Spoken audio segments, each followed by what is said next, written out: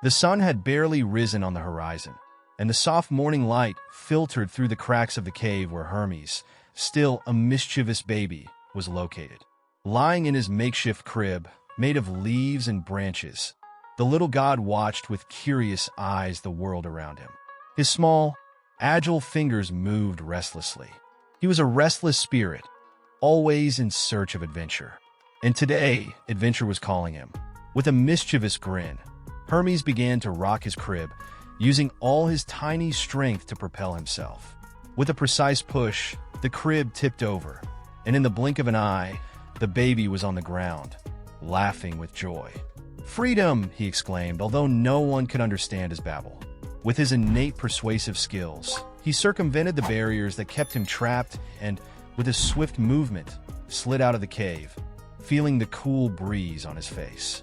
Hermes had no specific destination, but curiosity guided him to Apollo's stable, where the majestic herd of cattle grazed peacefully.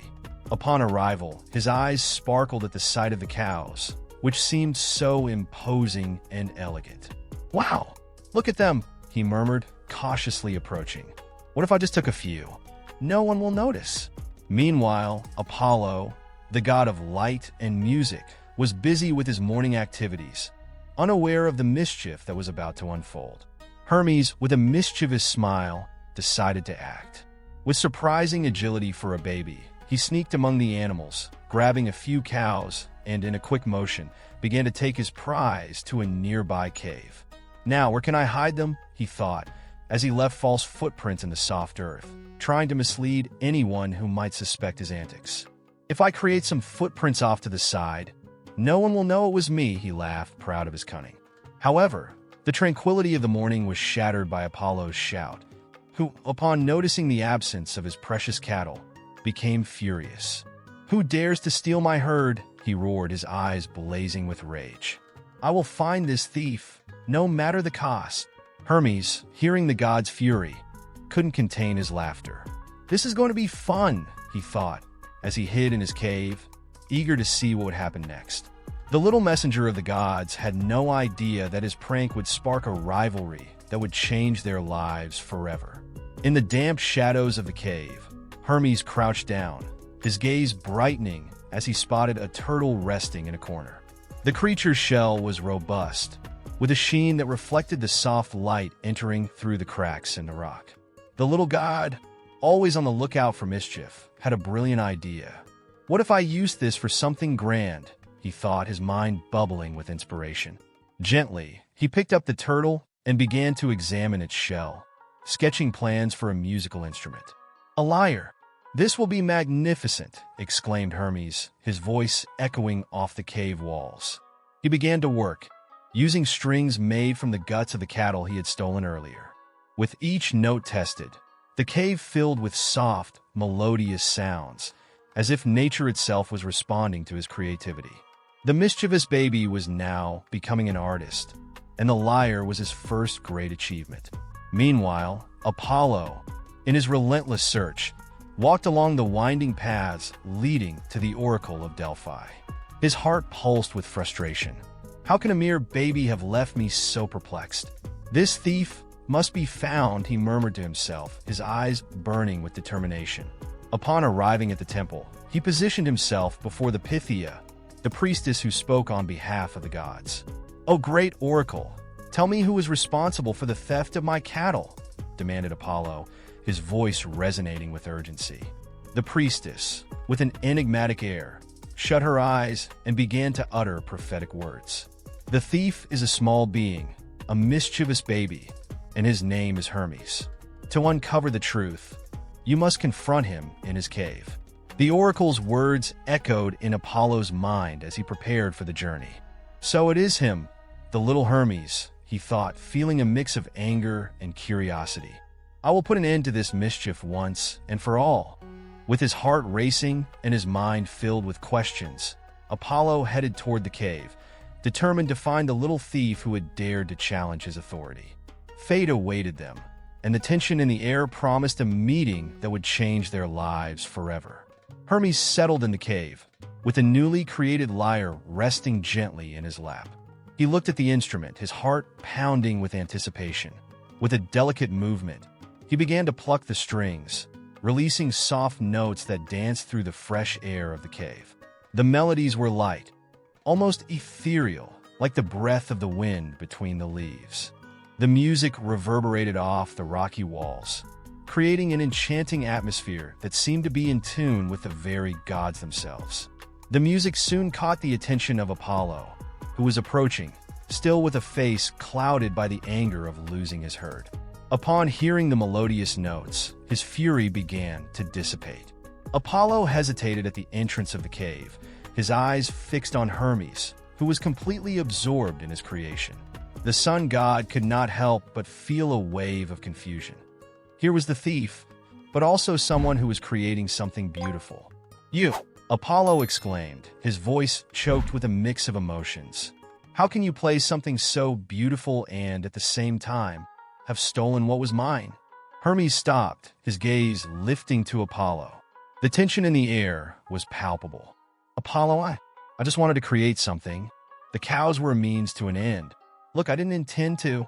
What I did was not just malice, but a quest for something greater." Apollo frowned, anger still present in his gaze. "And what is that if not theft? How can I trust you?" Realizing that words were not enough, Hermes had an idea. With a theatrical gesture, he lifted the lyre and offered it to Apollo.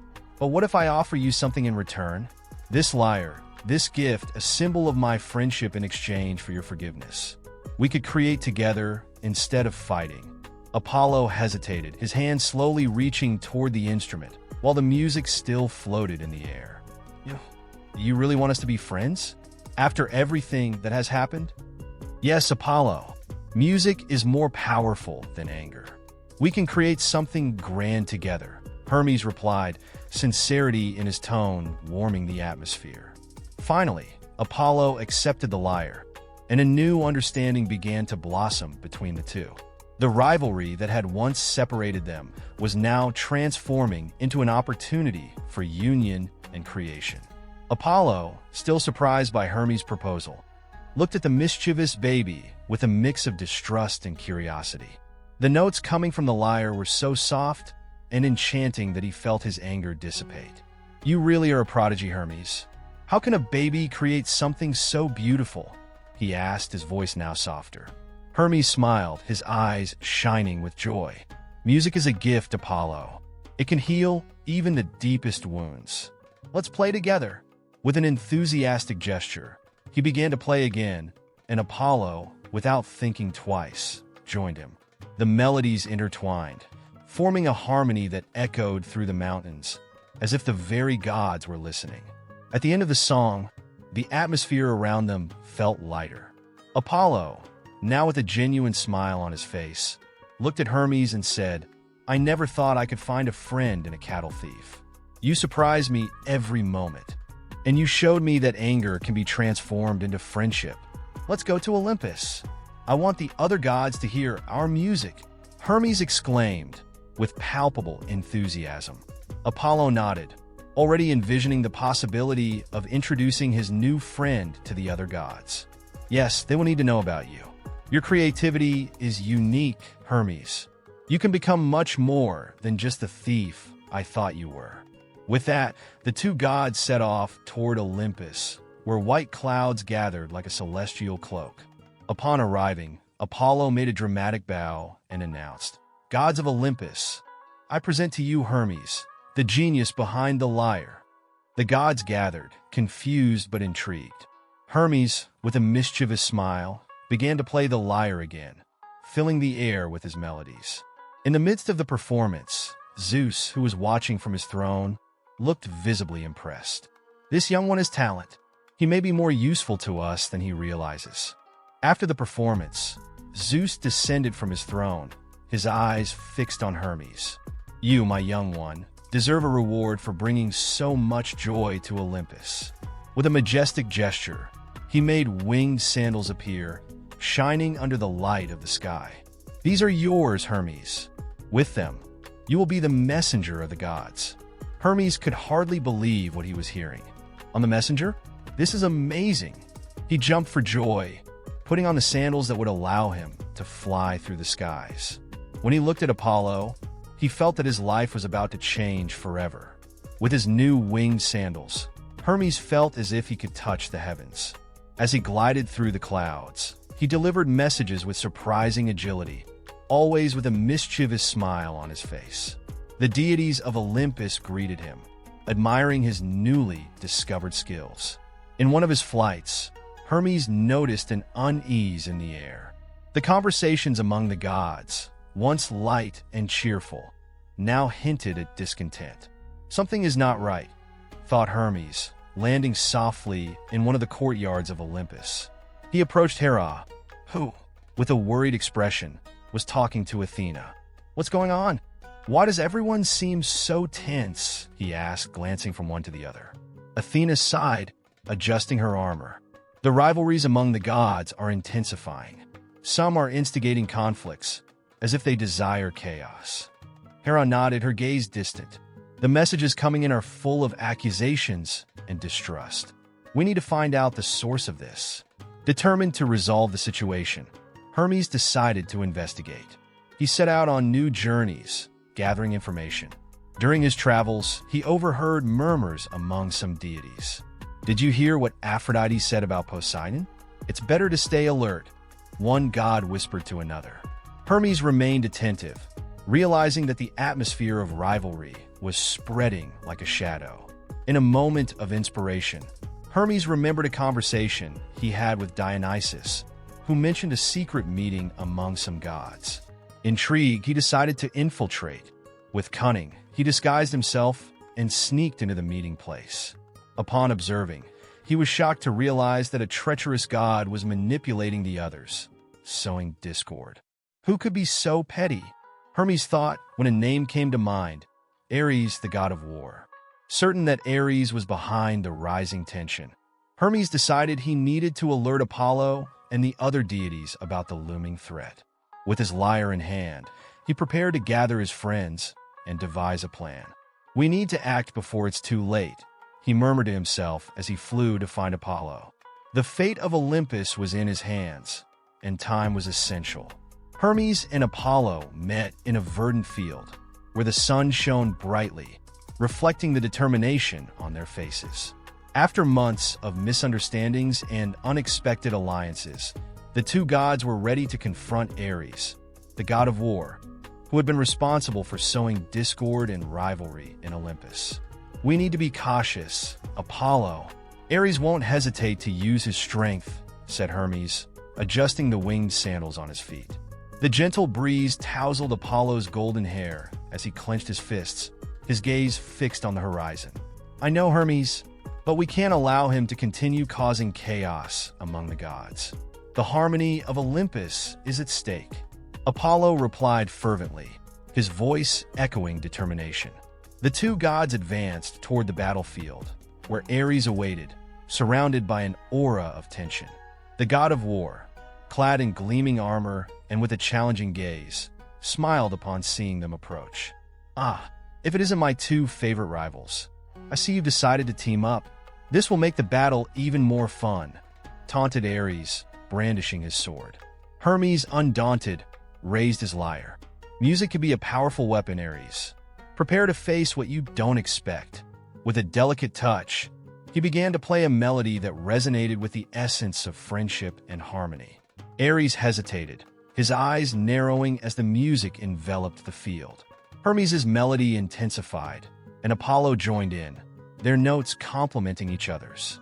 Together, they created a symphony so powerful that the sound waves reverberated in the air, making the ground tremble beneath Ares' feet. "No, this can't be happening," Ares shouted, his armor beginning to shine brightly, but unable to withstand the power of the music.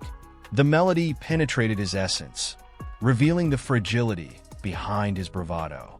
"You can cause division, but you will never be able to break true friendship," declared Apollo, his voice firm.